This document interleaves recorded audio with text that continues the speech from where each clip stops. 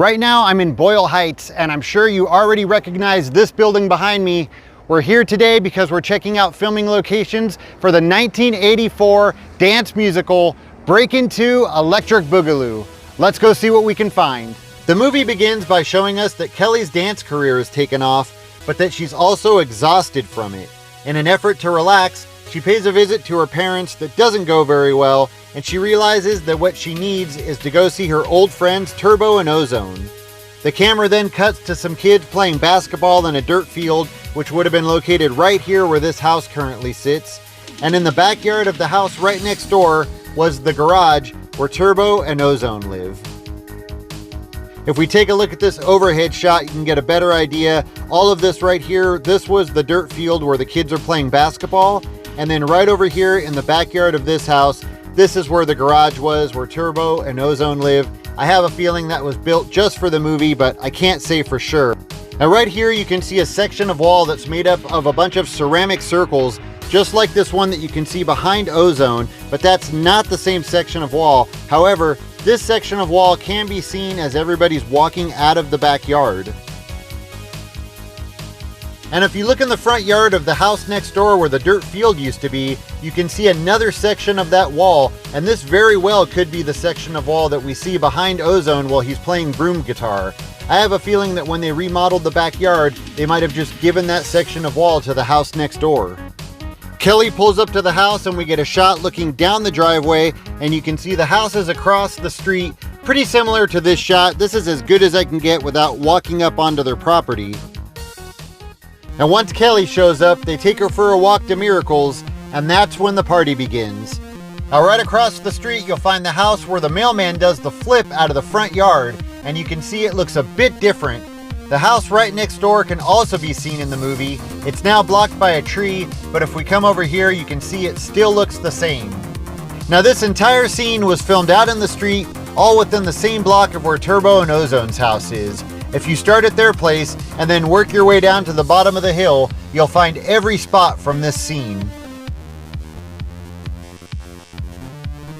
In front of the same house where Turbo and Ozone's garage was is where the dancing gardeners were, and you can tell exactly where they were dancing by this black patch in the sidewalk. I can't believe it's still there all these years later. Awesome.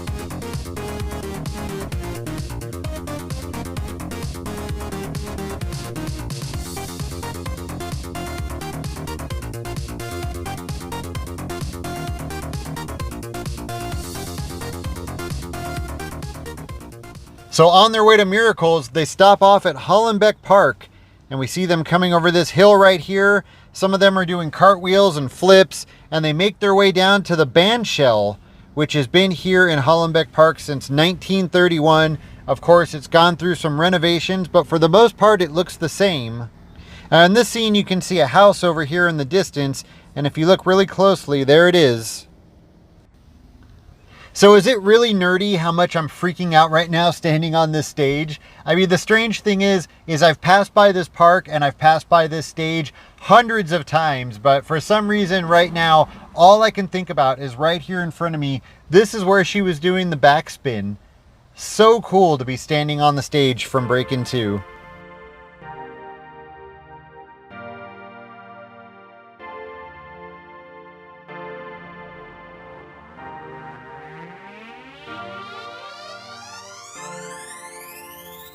We then get an overhead shot of everybody marching down the street, and they're coming down Terrace Heights Avenue and making a left turn onto Matthews Street.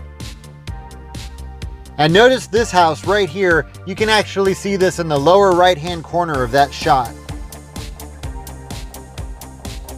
Now when they're making that left turn onto Matthews Street, it's supposed to look like they're turning onto the street where Miracles is, but Matthews is actually about half a mile away from Miracles. But right here, this is where Miracles is actually located. In reality, it's La Casa del Mexicano, and it's currently occupied by a dance troupe. And I still remember my dad bringing me here for the very first time, and the building was still painted those bright colors. So we'll head over to the front of the building right now, and I'll show you where everything was. All right. Hold on, we got some people from inside the building coming to talk to us. Hey, hold on, buddy. What's going on here? What are you fellas doing here with that equipment? Oh, well, my name is Kurt, and I don't think this is a lot of equipment. It's just one camera and a microphone. Whoever you are, you ain't got no business coming around here with that equipment. Okay, well, again, not a lot of equipment, one camera and a microphone, and I'm just here doing filming locations for the movie Breakin 2 Electric Boogaloo, and I plan to put it on YouTube. You can forget your plans, man, because we're gonna stop you.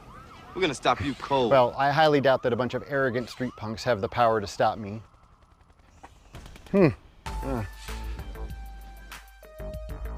Now, they did actually film inside this building, but unfortunately the people that currently occupy it weren't really into me coming in and taking pictures or videos, so I had to just pull a couple of pictures off the internet to show you what it looks like today.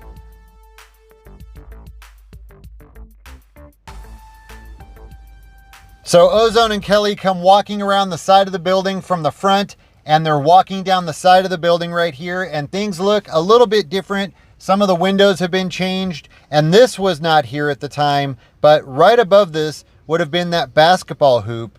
And then they walk right past the basketball hoop, and they sit down on some poles that are located right around a gas meter. And if you look right here, here's those poles, and here's that gas meter. Right here is where Ozone and Kelly were sitting and talking. The club where Ice-T's performing, and where the Gloves getting down on the turntables, and where we first see the all-new electro rock, that was filmed once again at the legendary Radiotron. And I showed you Radiotron in the video that I made about the first Breakin movie. It used to be located right here on Parkview Street and 7th Street, right across from MacArthur Park. And Radiotron was a teen center and a nightclub, and it was actually the inspiration for a lot of the stuff that you see in both Breakin 1 and Breakin 2, including the march to City Hall to try and save Miracles. In real life, they marched to City Hall to try and save Radiotron. Unfortunately, they weren't as lucky in real life, and Radiotron was torn down in 1985. We return to the same dirt lot from the beginning of the movie, and this is where Ozone and Byron are sitting and reading the letter that says they owe all the money to keep Miracles open. And you can actually match up the house in the background, and we can tell that they're sitting right here. So they need to find a way to keep Miracles open, and what better way to raise funds in the 80s than with a musical montage. The kids of Miracles try to raise money every way they can think possible, including having a car wash on the side of Miracles, selling lemonade, and even selling maps to the stars' homes on Hollywood Boulevard. And it was right here on Hollywood Boulevard at Cherokee Avenue where he was selling those maps. He was sitting right in between that tree and this fire hydrant. And when he's taking the money from the lady in the car, you can see the buildings across the street, which look completely different, but there's one thing that you can see that still exists. It's hidden behind that tree right now, but if we come across the street, you can see this sign that says Hollywood Cherokee Building, and you can just barely make that out in the movie. Now, like I mentioned, they also have a car wash on the side of the Miracles building. It was right here where all those cars were lined up. You can see these houses behind the cars. And then right over here, this is where the kids were leaning up against the wall, looking tired and not wanting to wash any more cars. And then right here where this addition is, this is where they were washing that super clean black Toyota hatchback. And at the end of the day, we see Byron and the rest of the crew counting the money to see how much they've raised. And that was in front of Miracles right here in the corner. And we see him look up and gesture to let them know how much they've raised. And it was right here on the front of the building where that sign was, and the guys are filling it in with the spray cans.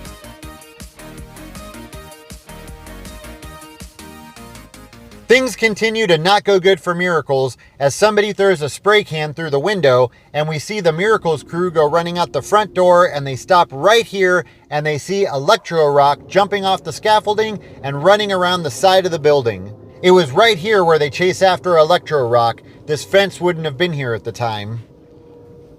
They're now at the famous 4th Street Bridge, which is actually a couple miles away from the Miracles building, and the odds are you've seen this bridge in a few other movies. It's a pretty famous bridge here in Los Angeles. They chase Electro Rock down this street and make a left turn on that first small street, and that's the beginning of the best dance battle in all of the 1980s.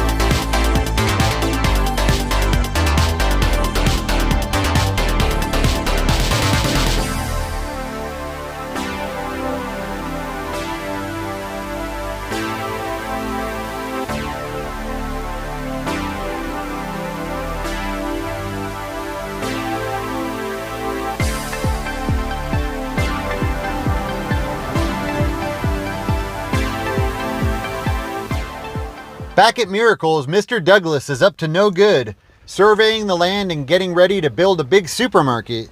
So Little Coco comes out to investigate, and right over here is where Mr. Douglas and his crew were set up surveying the property. Meanwhile, back at Hollenbeck Park, Turbo once again returns to try and win the heart of Lucia.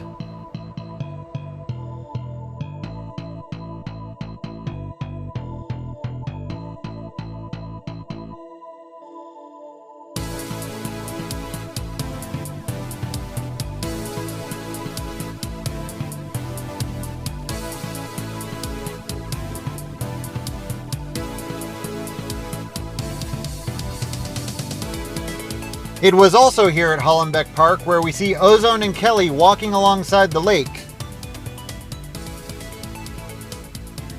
And when it shows them walking towards the camera, you can see a gazebo behind them.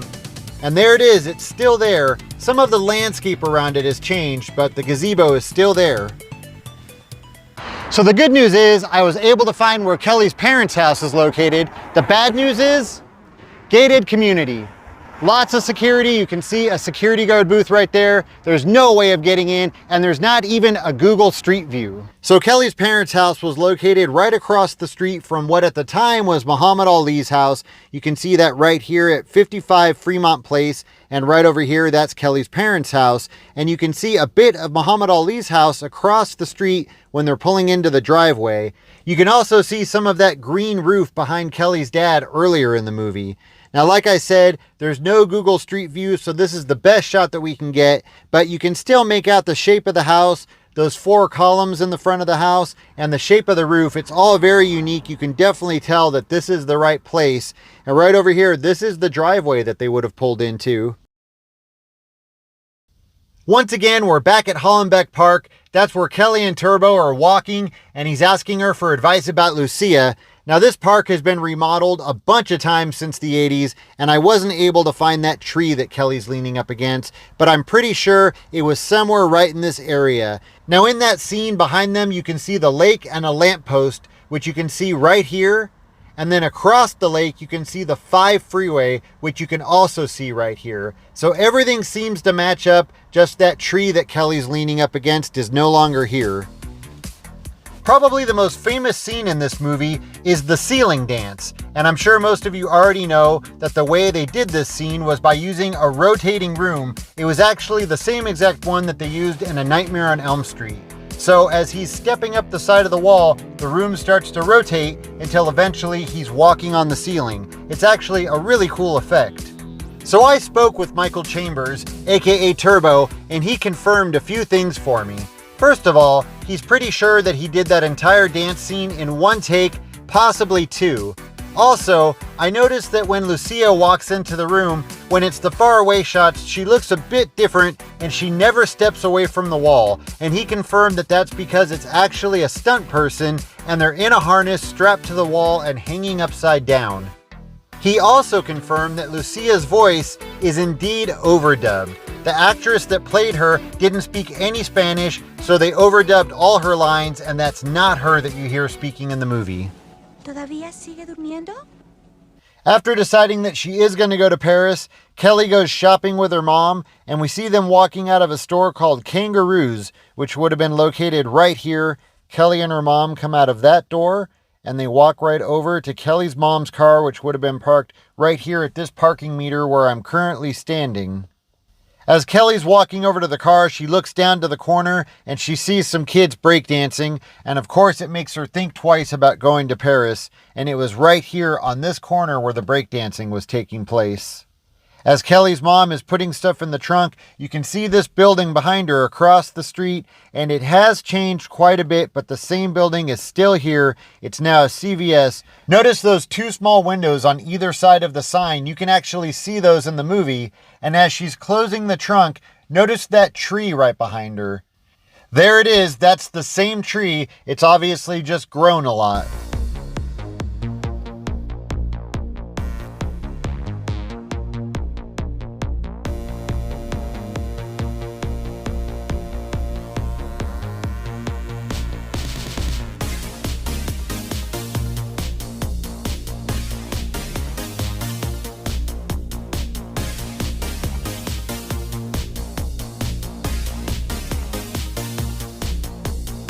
And that's where Ozone was standing, right in front of that big Miracles sign that was covering that window right there.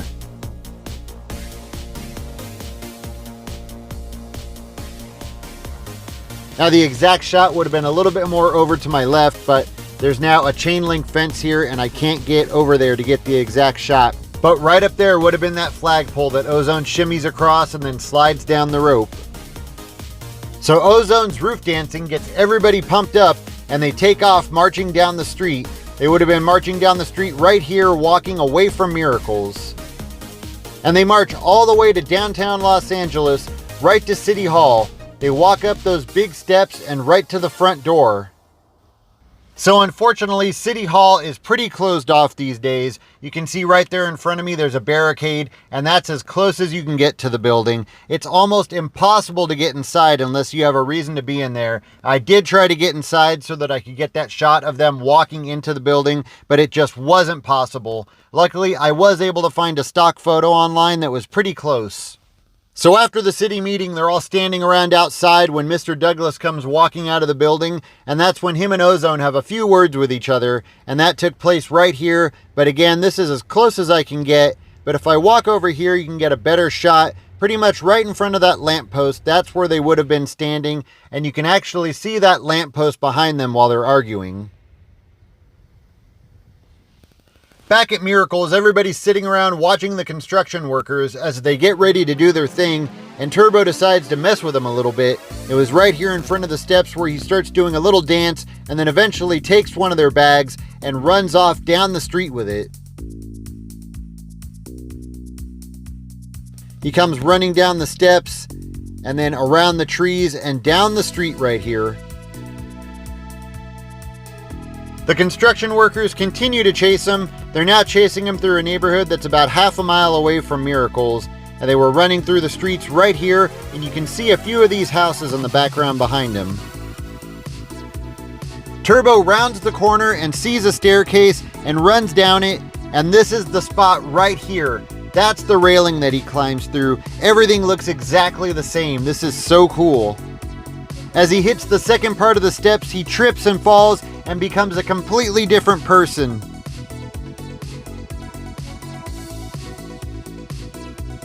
Now Turbo continues to tumble all the way down the steps. He rounds the corner and falls down the second part before finally landing at the bottom of the stairs, and he lands right here. You can tell exactly where he lands by this line in the cement.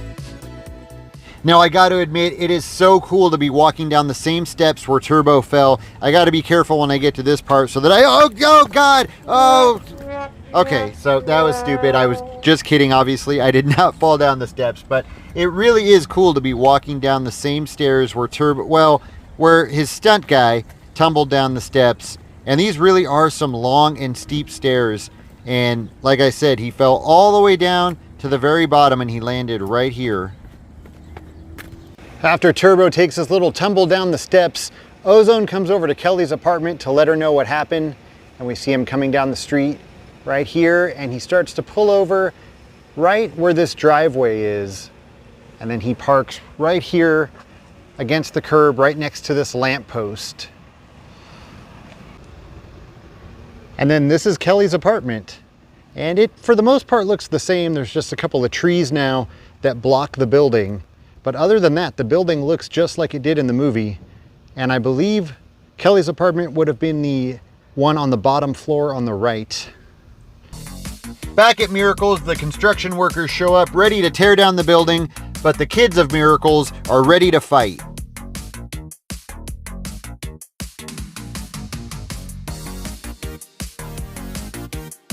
They climb all over the construction equipment and begin dancing on it, and the workers have no idea what to do. Even Turbo breaks out of the hospital and stands right in front of the building, stopping them from tearing it down.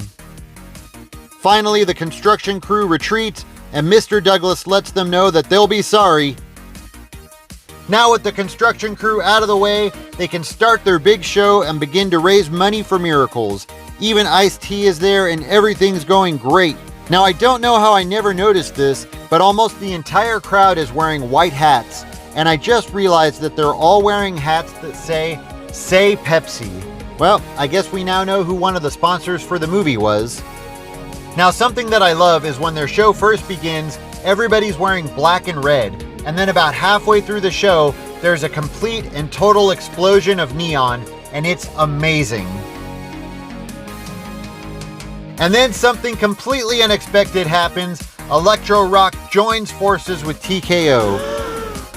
And another completely unpredictable twist, Kelly's dad shows up and has a complete and total change of heart and writes a check for the remainder of the money that they need, and Miracles is saved.